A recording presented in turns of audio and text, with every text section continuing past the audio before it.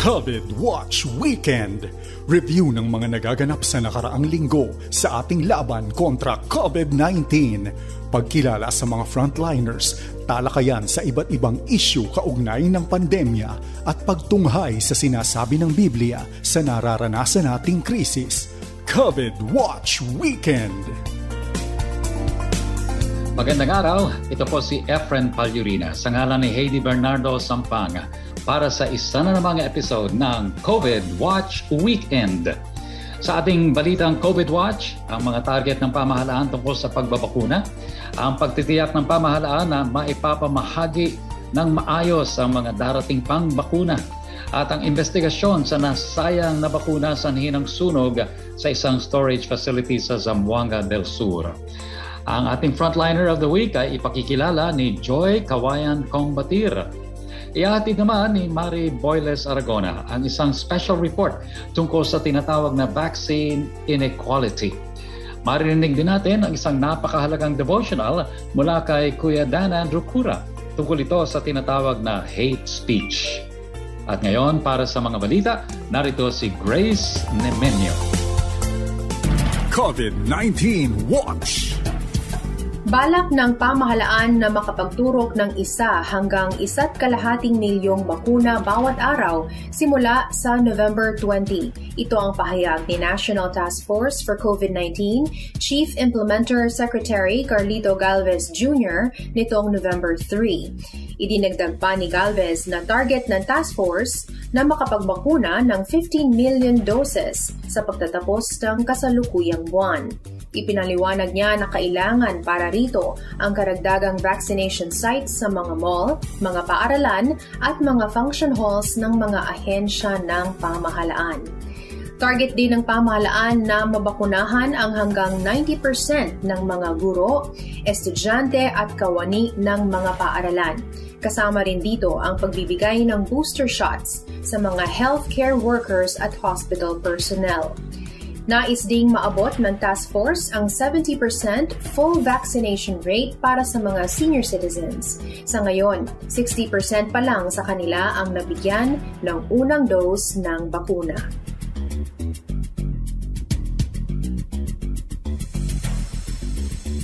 Samantala, iniulat ni Secretary Carlito Galvez Jr. na darating na ang ilang milyon pang doses ng bakuna sa bansa. Ang mga ito ay donasyon mula sa China, Japan, Germany at iba pang mga bansa sa European Union. Sa ngayon ay nakatanggap na ang Pilipinas ng kabuoang 106 million doses ng bakuna.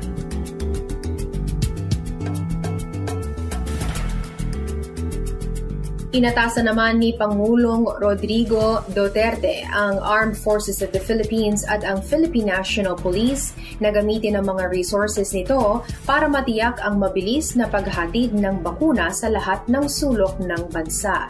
Idinagdag ng Pangulo na ito ay para matulungan ang mga local government units na maabot ang target na 1 milyong bakuna bawat araw at mabakunahan ang hindi bababa sa 55 milyong mga Pilipino sa pagtatapos ng taon. Iniulat ni Pangulong Duterte na sa ngayon ay mayroong 109 million doses ng bakuna na dumating na sa bansa, pero inaming hindi siya masaya dahil sa nakitang mga fault lines sa kabuuang larawan ng programa sa pagbabakuna.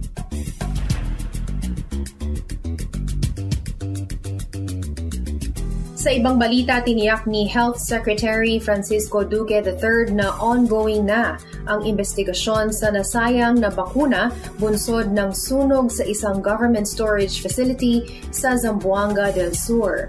Layon ng investigasyon na tukuyin ang dapat na managot sa pangyayari na nagbunga ng malaking kawalan sa plano ng pamahalaan laban sa COVID-19. Idinagdag ni Secretary Duque na hihingin niya ang paliwanag kung bakit hindi nagamit ang may 150,000 doses ng bakuna sa tamang panahon. Sa pagpapatuloy ng COVID Watch Weekend, narito na ang ating frontliner of the week, si Mark Jason Divina Gracia, isang registered nurse at licensed physical therapist sa Soc-Sargen General Hospital sa South Cotabato. At para ipakilala siya, narito si Joy Kawayan Combatir.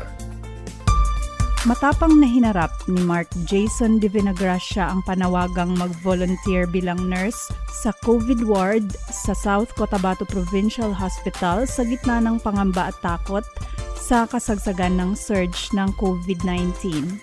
When the outbreak of COVID-19 started kasi, I was a staff nurse at the South Cotabato Provincial Hospital. I was assigned at the OB surgery department, so we handle cases like cesarean and other surgical OB-GYN conditions. So that moment na nag-surge yung COVID infection, gumawa yung administration or the hospital ng COVID ward to cater cases of COVID-19. So, may mga na-assign na po doon. Pero, along the way, nung tumaas na yung kaso, some of my colleagues got infected with the virus. So, ang nangyari is nagkakulangan ng manpower on that particular department, yung COVID ward. So, our heads, the hospital administration, our nursing service leaders call for those volunteers to work po sa COVID ward. To be honest, at first, I was so scared to volunteer because since bago po itong pandemic na ito, wala pong enough study regarding this pandemic. So, everybody, mga staff doon is anxious.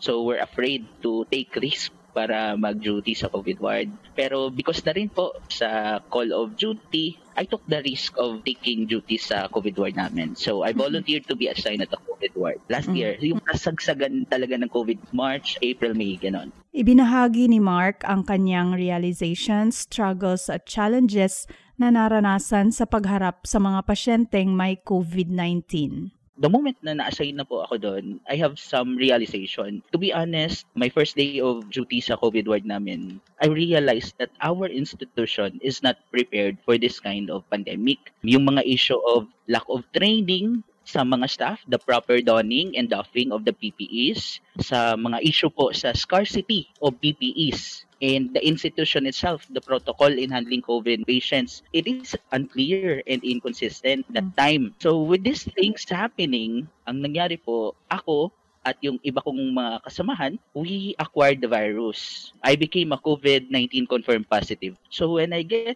infected with COVID-19, my manifestations are just cough, sore throat, and body malaise o yung paghihina ng katawan. Ang pinakamatindi doon is the anxiety. Takot ka kasi, yun nga, wala pa pong enough studies. You don't know what will happen to you since infected ka with the virus. Pero pinaka-struggle ko po noon or worry ko po noon is not for myself, but for my family po and loved ones. So, it is one of the biggest challenges in responding COVID-19 that I'm putting my family at risk because it is possible kasi na mahawahan ko sila because I'm the most exposed sa family since I'm working in the hospital. So, yun po yung isa sa mga challenge during COVID-19 outbreak po. Currently, since andito na ako sa Soc-Sargen General Hospital and we handle COVID patients since SGH or the Soc-Sargen General Hospital is the COVID facility of South Cotabato. So we handle patients with moderate to severe cases. Another challenge pala, hindi lang ako, mga kasamahan ko din ng mga health workers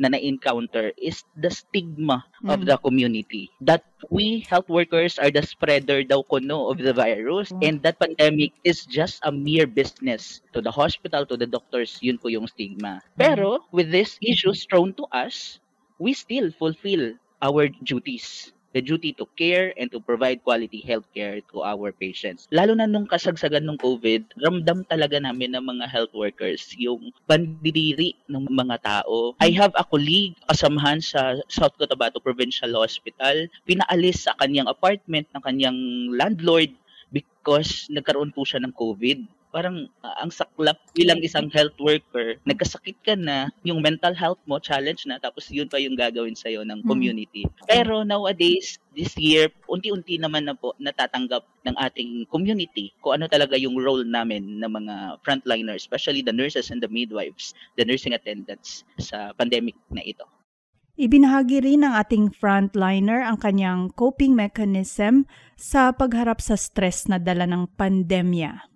The main thing po that helps me to cope with this pandemic is open communication. I reach out to my family and friends and communicate my thoughts and anxieties. Yun talaga. Kasi pag hindi mo na-verbalize yung naiisip mo, yung nararamdaman mo, maiipon siya and it will add up sa anxiety mo. Mabuti na lang kasi may mga outlet to communicate these anxieties. And also, I draw strength sa family also to face the challenges of this pandemic. Dagdag na natin yung maintaining healthy lifestyle, having adequate rest to help naman physically to be ready with the work in the hospital. Sa huli, nakita naman ng ating nurse frontliner ang magandang dulot ng pandemya sa kanilang propesyon at sa komunidad. Sa amin na mga health workers or sa healthcare industry, somehow mako-consider namin na nagdulot ng positive effect because the COVID-19 showed the people, our community, how important the role of health workers in the society, especially the nurses and the midwives. For some, they value our works and appreciate our role in this pandemic. Dati kasi, pagkakalam natin that nurses and the midwives are just mere assistant ng mga doktor. Ngayon, medyo unti-unti na siyang nag-level up yung tinatawag na pagpapahalaga at suporta ng sambayanan, unti-unti na naming na-appreciate, nararamdaman. Because of the risk we are facing, mismo na yung community na yung simpleng thank you na nanggagaling sa isang pasyente, nakaka-boost na bilang isang nurse po. Malaking bagay na po yun. Baga, it's priceless, ika nga. Sa community naman, what we notice, kung ano yung positive effect ng COVID sa community natin. Me and my family members became more closer to each other. Nagkaroon ng more time with the family. Dati kasi nabisi sa mga trabaho. So, when pandemic happens, nagkaroon na po ng more time with the family. Nagkikita-kita na yung family members because hindi ka naman pwedeng lumabas because of the lockdowns. Yun yung isang brighter side ng pandemic. At saka yung ramdam mo yung support ng mga family members mo. They always remind me na take good care of myself, mga ganoon po. Huwag kalimutang magpasalamat sa mga frontline workers na iyong makaharap. Ang simpleng thank you ay malaking bagay na upang maibsan ang pagod na kanilang nararamdaman. Para sa COVID Watch Weekend, ako po si Joy Kawayan, Combatir. Salamat Joy at salamat Sir Mark. Samantala, patuloy po kaming nagpapasalamat sa inyong suporta sa FEBC Philippines sa panalangin at pinansyal na tulong. Kung kayo po ay interesadong mag-donate, bisitahin lang po ang webpage na donatenow.febc.ph o kaya naman ay tumawag sa 0947-333-5605. Para sa detalye, maaari ring magpadala ng donasyon sa pamamagitan ng GCash.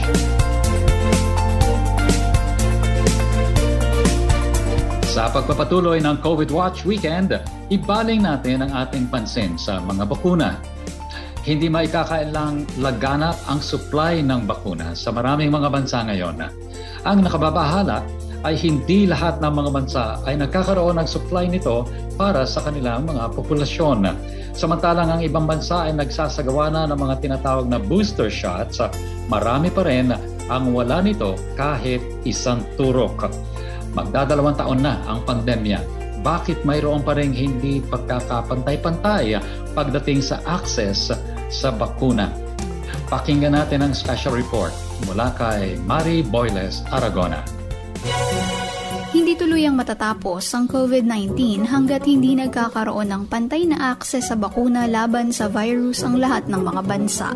Ito ay isang bagay na pinagkakasunduan ng mga health experts sa buong mundo. Sa ngayon, nagawa ng mapahina ang virus, at least sa mga mayayamang bansa, at nagagawa na ng mga ito na muling magbukas at magsimula ng economic recovery. Pero ayon sa isang pag-aaral na inilathala sa PLOS Global Public Health Journal, sa 30 pinakamayhirap na bansa sa mundo, 2% pa lamang ng populasyon ang nababakunahan. Samantalang booster shots na laban sa mga virus variants ang iniintindi ng mga bansang tulad ng Estados Unidos at United Kingdom. Ito ay malaking indikasyon na para sa mayayamang bansa ay mas madaling makakuha ng vaccine, ngunit hindi naman ganito sa mga mahihirap na bansa. Ito ay tinatawag ng mga eksperto bilang vaccine inequity. Nangangahulugan ba itong kulang ang mga naipoproduce na mga bakuna? Hindi. Batay sa pag-aaral ng United Nations, sapat na bakuna ang may poproduce ngayong 2021 para mabakunahan ng 70% ng global population, sapat din upang magkaroon ng global herd immunity. Ngunit ang naging problema ay karamihan sa mga bakunang ito ay agad na nai-reserve para sa mga mayayamang bansa, habang ang mga bansang gumagawa mismo ng bakuna ay naglalagay ng restriction sa bilang ng mga bakunang maaari nilang i-export para matiyak na mauunang mabakunahan ng kanilang mga mamamayan. Ito ang tinatawag na vaccine nationalism. Paano ito maaring masolusyonan? Sa nabanggit na journal ng PLOS Global Health, mayroong 5 hakbang upang masolusyonan ang vaccine inequity. Una, ang mas tamang paggamit ng vaccine facility ng World Health Organization na COVAX at ng African Vaccine Acquisition Trust o AVAT, kung saan sana ang delivery sa mga bansang may kontrata ng mas mataas na volume na bakuna ay mas nai-schedule ng maayos upang maiwasan ang naiimbak o nai-expire na mga bakuna sa stockpile. Ikalawa, dapat na mas i-prioritize ng mga vaccine manufacturers ang kanilang kontrata sa COVAX at AVAT sa halip na individual na kontrata sa mga bansa. Dapat ding magbigay ng klarong supply forecast para hindi lamang nagiging prioridad ang mga bansang may kakayahang bumili ng mga bakunang ito. Ikatlo, ang mga bansang kabilang sa G7 na nangako ng vaccine donation sa mga mas mahihirap na bansa ay nararapat na mas mapabilis ang pagbibigay ng mga vaccine pledge. Lahat ng mga kabahagi sa G7 ay nangako ng tig 1 billion doses na donasyon sa COVAX, subalit hanggang ngayon ay 15% pa lamang ang nafu-fulfill sa mga pangakong ito. Ikaapat, ang pagtanggal ng export restrictions at mga trade barrier na may kinalaman sa bakuna sa iba't ibang mga bansa para maiwasan ang hoarding, hindi lamang ng bakuna kundi maging ng personal protective equipment.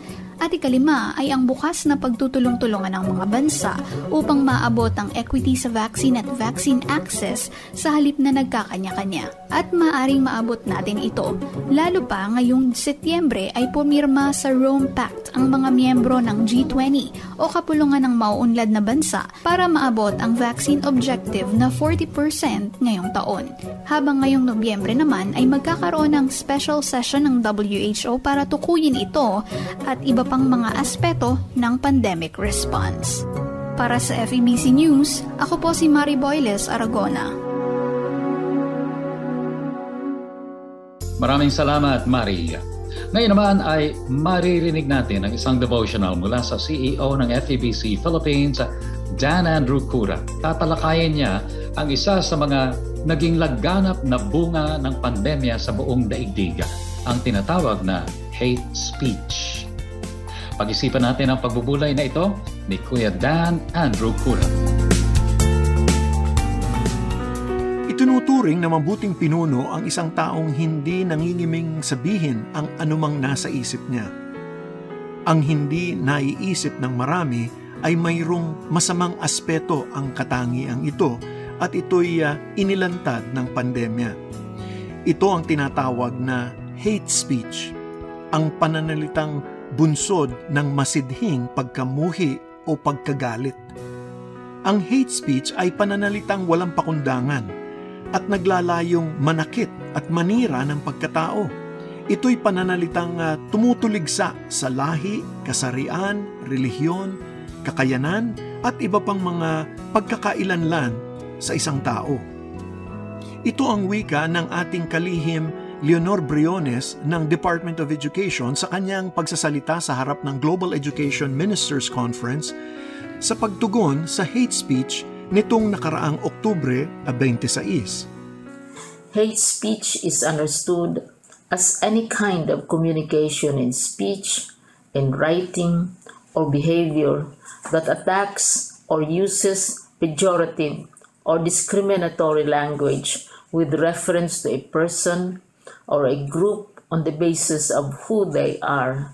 This is often rooted in and generates intolerance and hatred, and in certain contexts can be demeaning and divisive. It can even explode into physical violence. Sa loob ng halos 2 taon ng pandemya, naranasan ng buong mundo ang paglaganap ng hate speech na nagbunga ng lalong tumitinding pamiminsala at diskriminasyon. Nananawagan ng United Nations at ng UNESCO sa lahat ng mga bansa na kumilos para labanan ito. Bukod sa COVID-19, may iba pang dahilan ang mabilis na pagkalat ng hate speech. Ayon kay Audrey Azoulay, Director General ng UNESCO, hindi bago ang hate speech, pero ang nagpapalala nito ay ang impluwensya ng social media na nagmistulang echo chamber na pinalalakas ang mga pananalitang puno ng galit at pagkamuhi. Paano mapipigilan ang hate speech? Ang sabi nga ng ating Secretary Briones, ang pinakamabisang paraan sa paglaban sa hate speech ay ang harapin ito sa simula pa lamang ng pag-aaral ng mga bata. Huli na kung sisimulan silang turuan sa high school o kolehiyo. Sa ganoong edad ay marami na sa kanila ang natuto ng magwagayway ng mga karatulang pamprotesta. Kailangan turuan ng maaga ang mga bata sa sinasabi ng Biblia patungkol sa pananalita. Narito ang ilan sa kanila. Una, igalang ang lahat ng tao anuman ang kalagayan nila. Tinuruan ni Pedro ang mga tagasunod ni Kristo na maging matapang ngunit mapagpitagan sa sinumang tao, maging ang mga umuusig sa kanila. Humanda kayong lagi na sumagot sa sinumang nagtatanong sa inyo patungkol sa inyong pag-asa na may kaamuhan at pagkatakot. Unang Pedro, Kabanatang 3, Talatang 15. Ito rin ang paalala sa atin ngayon. Igalang ninyo ang lahat ng tao. Ibigin ninyo ang mga kapatid. Matakot kayo sa Diyos at igalang ninyo ang hari. Unang Pedro, Kabanatang 2, Talatang 17. Pangalawa, maging tapat at makatotohanan. Ayon sa Kawikaan 6, Talatang 17, ang pagsisinungaling ay isa sa mga bagay na kinamumuhian ng Diyos. Ito ang itinuro naman ni Propetang Zacarias. Ito ang dapat ninyong gawin, magsabi kayo ng totoo sa isa't isa. Zacarias, Kabanatang 8, Talatang 16. At ito naman ang tagubili ni Apostol Pablo sa mga mananampalataya. Itakwil na natin ang pagsisinungaling at tayong lahat ay magsabi ng totoo sa isa't isa sapagkat tayo'y bahagi ng iisang katawan. Epeso, Kabanatang 4, Talatang 25. Pangatlo, maging marunong at mag-isip bago magsalita. Malaki ang halaga ng salitang maingat na pinipili at inilalapat sa tamang pagkakataon at pangangailangan.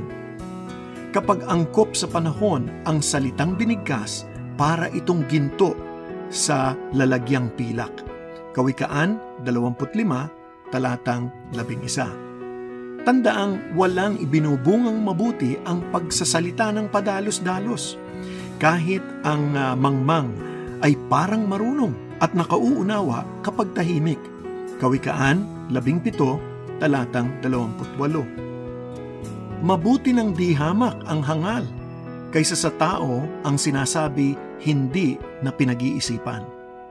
Kawikaan 29, Talatang 20. Pangapat, magsalita ng galing sa puso. Kapag natutukso tayong ibulalas ng biglaan ang anumang nasa isip, alalahanin natin ang wika ng Panginoong Hesus. Ang mabuting tao ay nagsasalita ng mabuti dahil puno ng kabutihan ang puso niya. Ngunit ang masamang tao ay nagsasalita ng masama dahil puno ng kasamaan ang puso niya. Sapagkat kung ano ang nasa puso ng isang tao, iyon din ang lumalabas sa kanyang bibig. Lucas, Kabanatang 6, Talatang 45. Para labanan ang hate speech o ang pananalitang may galit, kailangan mabago ang puso ng isang tao sa pamamagitan ng biyaya ng Diyos. Ito ang biyayang sangkap sa pananalitang magbibigay buhay at kalakasan sa espiritu ng tao. Naku, Ama naming Diyos, kami po'y humihingi ng kapatawaran sapagkat marami na po kaming nabigkas na puno ng galit at hindi na pag-iisipan. Patawarin niyo kami, O Diyos, at buhayin niyo sa aming puso, Panginoon, ang takot sa pagsasalitang hindi nag-iisip. Ang dalangin namin, O Diyos, ay bigyan niyo kami ng pananaw sa aming puso. Ito ba'y puno ng kabutihan? Ito ba'y puno ng kapayapaan? O kami napupuno ng kasamaan, kaya't ganun na lamang ang galit na lumalabas sa aming mga bibig? Ingatan po namin ang aming pagpo-post sa social media na ang dapat naming gawin ay manghikayat, magpalakas ng loob, at tulungan ang aming kapwa maging sa aming pananalita. Wala pong puwang ang hate speech sa buhay namin. Ito po ang aming hinihiling sa pamamagitan ni Kristo Jesus. Amen.